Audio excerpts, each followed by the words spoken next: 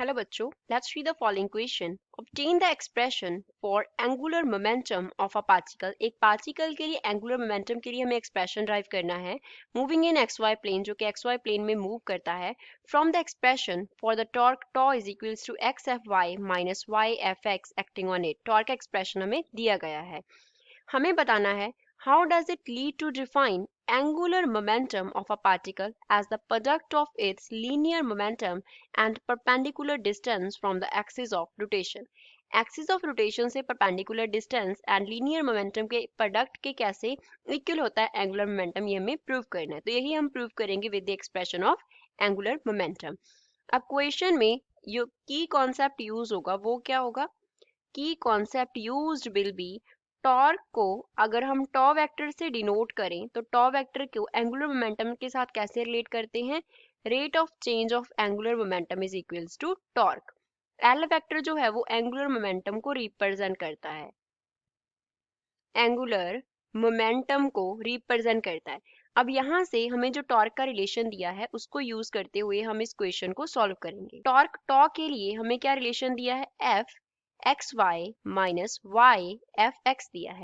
अब x F Y के साथ मल्टीप्लाई हो रहा है, y एफ एक्स के साथ मल्टीप्लाई हो रहा है, तो ये हमारे पास क्या बन रहे हैं? x एंड y अगर हम कंसिडर कर लें कंपोनेंट्स किसके? r के, and F Y and F X हम कंसिडर कर लें कंपोनेंट f किसके? फोर्स के.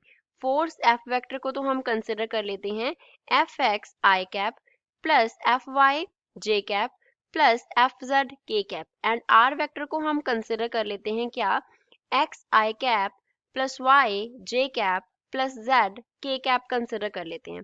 तो यहाँ से हमारे पास जब हम क्रॉस प्रोडक्ट निकालेंगे, क्योंकि टॉ वेक्टर क्या होता है? क्रॉस प्रोडक्ट होता है R vector and F vector का, तो वो हमारे पास क्या आ जाता है? हम यहाँ पे मैट्रिक्स बना के लिख लेते हैं I cap J cap K cap X Y Z, और यहाँ पे आ जाएंगे एफ के components that are F X F Y and F Z. तो यहाँ से इसको सॉल्व कर लेंगे. आई कैप के साथ क्या आ जाएगा? ये आएगा वाई जेड एफ जेड वाला हमारा मैट्रिक्स है जो, तो वाई को एफ जेड से मल्टीप्लाई करेंगे, जेड को एफ वाई से, तो क्या आ जाएगा? Y F Z minus Z F Y आएगा.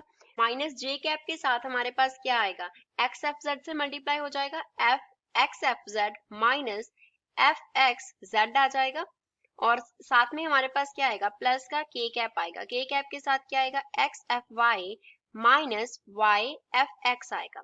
तो अब इसको हम क्या करेंगे? अगर गिवन वैल्यू के साथ कंपेयर करें तो के कंपोनेंट के जो कॉफिशिएंट है टॉर्क में, के कैप का जो कॉफिशिएंट है वो हमें क्वेश्चन में गिवन है.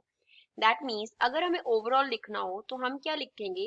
दैट टॉ का जेड कंपोनेंट जो है वो X F Y minus Y F X के इक्वल. मीन्स बेसिकली हमें क्या दिया गया है? टॉर्क का क्या रिलेशन दिया गया है? R vector cross F vector relation दिया गया है. Further Newton second law of motion की अगर बात करें देन फोर्स क्या होती है? Rate of change of linear momentum होती है. पी वेक्टर जो है वो रिप्रेजेंट करता है लीनियर मोमेंटम को, लीनियर मोमेंटम. तो यहाँ से हम क्या लिख सकते हैं? That tau vector that is equals to R vector cross क्या हो गया? D P vector by D T हो गया.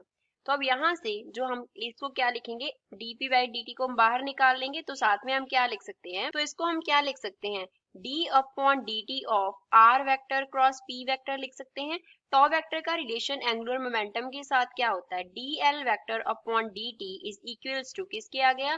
d upon dt upon r vector into r vector cross p vector आ गया. अब बोथ साइड अगर हम इंटीग्रेट कर दें, इंटीग्रेटिंग ऑन बोथ साइड्स, तो हमें क्या मिलेगा?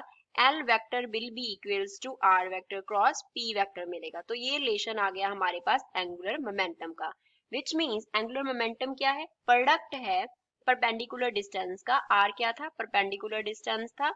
R is perpendicular distance and p क्या था? Linear momentum. तो perpendicular distance and linear momentum का जो प्रोडक्ट है वो किसके इक्वल होता है? एंगुलर मोमेंटम के. So this is final answer for the given question. I hope you understood well. Thanks.